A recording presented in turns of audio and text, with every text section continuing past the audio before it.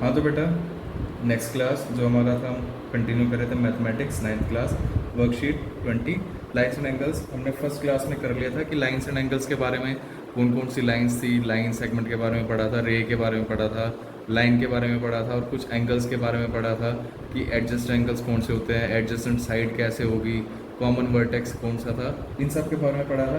अब जो next class है, जो आपकी आज की वर्कशीट है, जो वर्कशीट 20 है, उसमें हमें पढ़ना है वर्टिकली अपोजिट एंगल्स के बारे में। आपको ये याद रखना है, जब ऐसी एक एक्स जैसी फिगर होगी जहाँ एंगल्स एक दूसरे के साथ वी में बने होंगे, जैसे ये एंगल इस एंगल के साथ ये वी में बना हुआ है, ये एंगल मतलब ये वाला एंगल और ये वाला एंगल, जो दो एंगल्स ये वी में बने हुए हैं, ये दोनों वर्टिकली अपोजिट एंगल्स हैं, वर्टिकली अपोजिट एंगल्स। तो और हमें याद रखना है कि वर्टिकली अपोजिट एंगल्स हमेशा इक्वल होते हैं, वर्टिकली अपोजिट एंगल्स हमेशा इक्वल। हम ये कह सकते हैं कि इसका वर्टिकली अपोजिट एंगल ये है, तो जहाँ भी एंगल्स आपको दिखाई देंगे एक ऐसे वी की फॉर्म में बनेंगे, तो वो सारे वर्टिकली अपोजिट एंगल्स होंगे, और वर्टिकली अपोजिट एंगल्स जो भी होंगे वो सारे इक्वल होंगे। तो पहला जो आपको दिया हुआ है आपके वर्कशीट में, वो यही बना रखा है कि एक ऐसा वर्टिकली अपोजिट एंगल बना दिया, इसमें नाम दे दिया आपको बी ए, बी सी और डी, और एंगल्स दे दिए 1 2 3 4। तो हमें देखना है कि ये क्या है, वर्टिकली अपोजिट एंगल्स। अभी आपको बताया एंगल 3 किसके इक्वल होगा, एंगल 4 के, और एंगल 1 किसके इक्वल होगा, एंगल 2 के। तो ये दोनों एंगल्स क्या हैं, वर्टिकली अपोजिट एंगल्स। इन दोनों को हम ये भी लिख सकते हैं, शॉर्ट फॉर्म में भी लिखते हैं वर्टिकली अपोजिट एंगल्स, लेकिन एग्जाम में आप इसका पूरा नाम लिखना।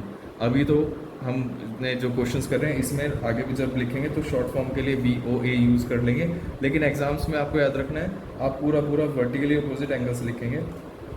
और आप अगर यहीं देखें, अगर इन दोनों इक्वेशंस को प्लस कर दें, अगर हम लेट करते हैं कि हमारी इक्वेशन 1 है और ये हमारी इक्वेशन 2 है, दोनों को प्लस कर दें, एडिंग 1 एंड 2, तो लेफ्ट LHS में ऐड हो जाएगा, RHS में ऐड हो जाएगा, एंगल 1 प्लस एंगल 3 हो जाएगा, एंड एंगल 2 प्लस एंगल 4 हो जाएगा।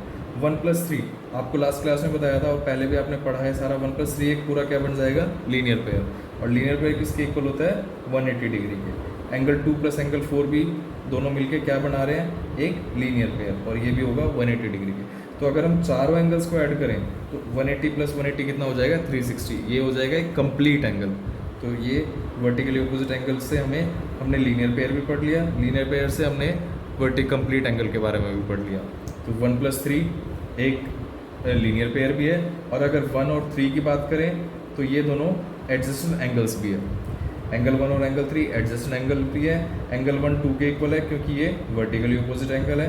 तो इसी एक फिगर से हमें वर्टिकली अपोजिट एंगल्स के बारे में, एडजस्टेंट एंगल्स के बारे में, ये कॉमन वर्टेक्स है एक O, इसके बारे में, और हमने लीनियर पेयर भी, ये सारे एक इस फिगर से क्लियर हो गया। जो नेक्स्ट आपको जो आपका वर्कशीट में दिया हुआ है वो बात करें एक ट्रांसवर्सल लाइन के बारे में। अगर कोई भी दो लाइन को एक लाइन कट कर रही है, आपको याद रखना है कोई भी दो लाइन है, वो ज़रूरी नहीं है कि दोनों लाइन पैरेलल्स होंगी, कोई भी दो लाइन को अगर एक लाइन कट कर रही है तो उस लाइन को हम कहेंगे ट्रांसवर्सल। तो जो आपके फिगर के अकॉर्डिंग, हम वर्कशीट के अकॉर्डिंग ही चल रहे हैं, तो इसको उन्होंने M दिया, ये N, और जो लाइन कट कर रही है इन दोनों लाइन को, M और N को, जो बाइसेक्ट कर रही है, बाइसेक्ट में जो कट कर रही है, इंटरसेक्ट कर रही है। बाइसेक्ट जब वर्ड आ गया तो बाइसेक्ट से ही हम दो चीज़ निकाल लेते हैं, एक तो बाइसेक्ट होता है आपका और एक होता है इंटरसेक्ट।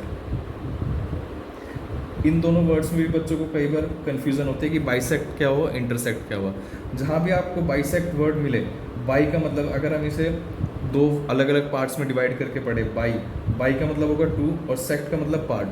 अगर बाइसेक्ट लिखा होगा तो मतलब 2 इक्वल पार्ट्स, 2 इक्वल पार्ट्स। हमेशा याद रखना है, अगर बाइसेक्ट है तो मतलब होगा इसका 2 इक्वल पार्ट्स में, मतलब 2 इक्वल पार्ट्स में डिवाइड हुई है, तब हम यूज़ करेंगे वर्ड बाइसेक्ट। और अगर हमने सिर्फ कहा है कि वो लाइन दो लाइंस को कट कर रही है, कहाँ से कट कर रही है, कितने लेंथ पे कट कर रही है, उससे कोई मतलब नहीं है, तब वर्ड यूज़ होगा इंटरसेक्ट। तो ये जो लाइन, इसे लाइन को हमने नाम दे दिया L, ये L इन दोनों को इंटरसेक्ट कर रही है, M और N को इंटरसेक्ट कर रही है। अब इसमें इन्होंने एंगल्स के नाम भी दिए, 1 2 3 4, ये 5 6 7 8। तो ये दो लाइंस हैं M और N। L ट्रांसवर्सल लाइन है, M और N पैरेलल नहीं है, कैसी भी दो लाइंस है, और एल इसकी एक ट्रांसवर्सल लाइन है। ये इसकी वजह से हमारे पास टोटल 8 एंगल्स बन गए।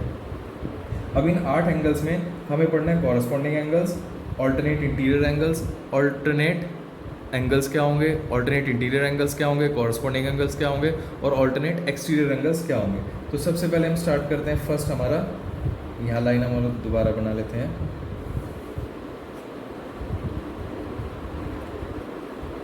One, two, three, 4, 5, 6, 7 and 8। सबसे पहले हम पढ़ते हैं कॉरस्पॉन्डिंग एंगल्स के बारे में।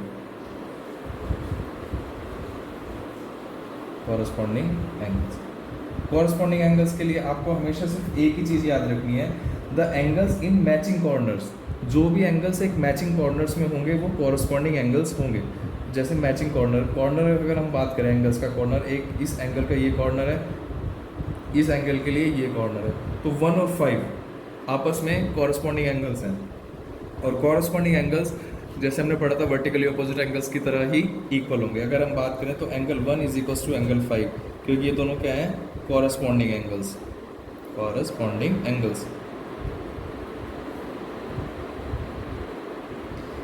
1 और 5 कॉरस्पॉन्डिंग एंगल्स है। अगर हम 2 की बात करें, एंगल 2 किसके इक्वल हो जाएगा, एंगल 6 के, क्योंकि ये भी कॉरस्पॉन्डिंग एंगल्स है। एंगल 4 किसके इक्वल होगा, एंगल 8 के। एंगल 4 एंगल 8 के कॉरस्पॉन्डिंग एंगल है। और एंगल 3 किसके इक्वल होगा, एंगल 7 के। इन चारों में रीज़न क्या होगा, जो हमने लिखा कॉरस्पॉन्डिंग एंगल्स। तो ये सारों आपस में, ये एंगल इसके एंगल है, इसके एंगल इक्वल्स हैं।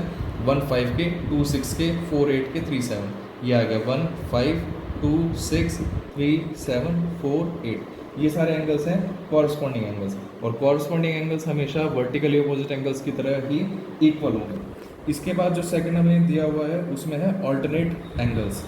सेकंड पार्ट है alternate angles. Alternate angles, alternate angles का मतलब है जहां आपको एक ऐसी फॉर्म Z जैसी फॉर्म बनती दिखाई दे रही होगी, ये एंगल्स ऑल्टरनेट एंगल्स होंगे। जहाँ भी आपको एक Z जैसी फॉर्म बनती दिखाई दे वो एंगल ऑल्टरनेट एंगल्स होंगे।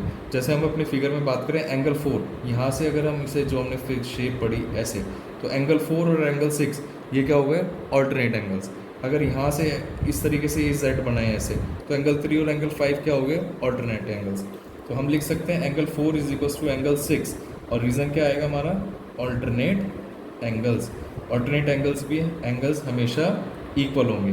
हमने पढ़ा वर्टिकली अपोजिट एंगल, वो भी इक्वल है। कॉरस्पॉन्डिंग एंगल्स वो भी इक्वल है। और जो ऑल्टरनेट एंगल्स होंगे वो भी इक्वल होंगे। तो 4 का ऑल्टरनेट एंगल हो गया 6 और 3 का ऑल्टरनेट एंगल हो गया 5।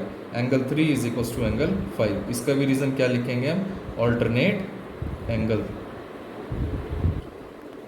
तो ये आपका ऑल्टरनेट एंगल्स था। ऑल्टरनेट एंगल्स के बाद इसमें पड़ा ऑल्टरनेट इंटीरियर एंगल्स। तो यही आपके ऑल्टरनेट इंटीरियर एंगल्स हो गए, क्योंकि हमें ऑल्टरनेट एंगल्स के अंदर 2 पार्ट आ जाएंगे, alternate interior angles and alternate exterior angles. तो हमने पहला सेकंड का अगर हम इसे पार्ट्स में डिवाइड कर लें तो ये हमारा फर्स्ट था ऑल्टरनेट इंटीरियर एंगल्स, क्योंकि हम इन 2 लाइनों के अंदर अंदर एंगल्स निकाले। ये 2 लाइन थी MNL, तो इन दोनों लाइन के अंदर, ये 4 और 6 दोनों लाइन के अंदर से, 3 और 5 लाइन के अंदर की बात कर रहे थे। तो ये थे ऑल्टरनेट इंटीरियर एंगल्स। ऐसे ही अगर हम नेक्स्ट पार्ट इसमें ऑल्टरनेट एक्सटीरियर एंगल की बात करें, ऑल्टरनेट एक्सटीरियर एंगल, तो ऑल्टरनेट एक्सटीरियर मतलब अब लाइन से बाहर आ जाएंगे। हम बात करते हैं एंगल 1, क्योंकि लाइन से बाहर हमारा सबसे पहला एंगल 1।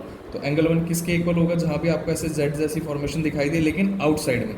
तो एंगल 1 का ऑल्टरनेट इंटीरियर एक्सटीरियर एंगल हो गया एंगल 7।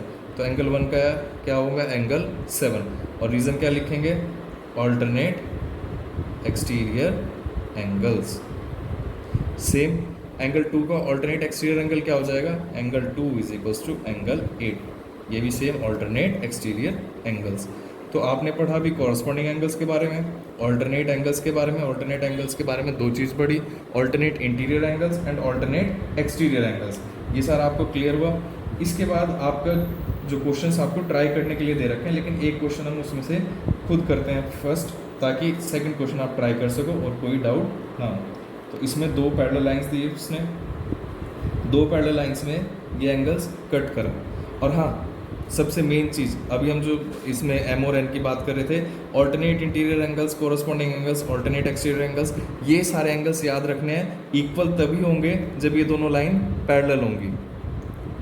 हमने सिर्फ यहाँ पे बात करा था, जो हमने फिगर बनाई थी कि ये एम एन है और ये ट्रांसवर्सल है। यहाँ से जो हमने जितना भी पार्ट पढ़ा है, ये एम पैरेलल टू एन के लिए पढ़ा है।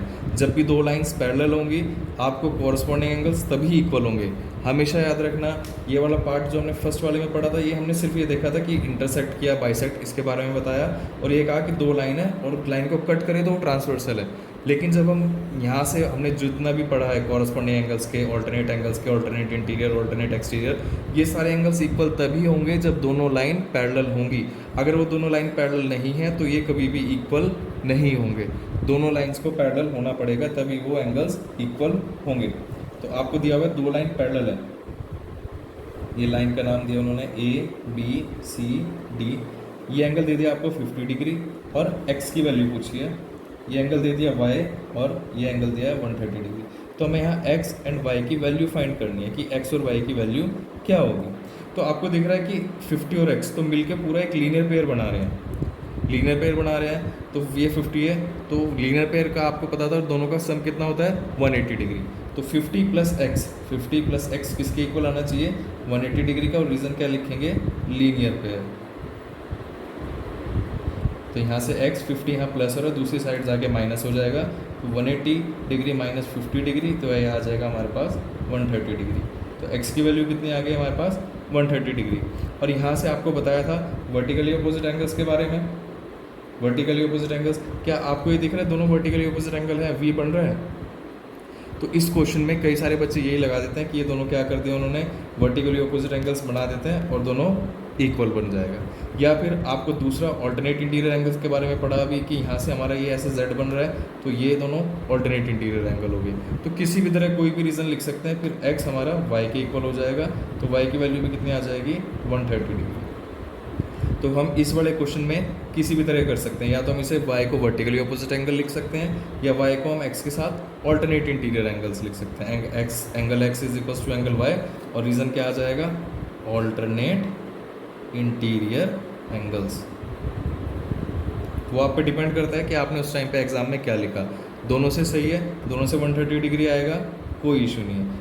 हम पहले y की वैल्यू निकाल सकते थे कि 130 डिग्री, और ये y वर्टिकली ऑपोजिट एंगल, फिर y को x के साथ कंपेयर करके निकाल सकते थे। सब में आंसर सेम आएगा। तो आज की ये वर्कशीट थी, एक क्वेश्चन बचा, वो आप अपने आप सॉल्व करके देखना, इतने सारी थ्योरी के बेस पे जो हमने पढ़ा है। बाकी जो वर्कशीट नेक्स्ट होगी वो नेक्स्ट क्लास में डिस्कस करेंगे। यहाँ तक कोई डाउट हो, कोई भी चीज़ हो आपको समझ में ना आए, आप कमेंट सेक्शन में बता सकते हैं।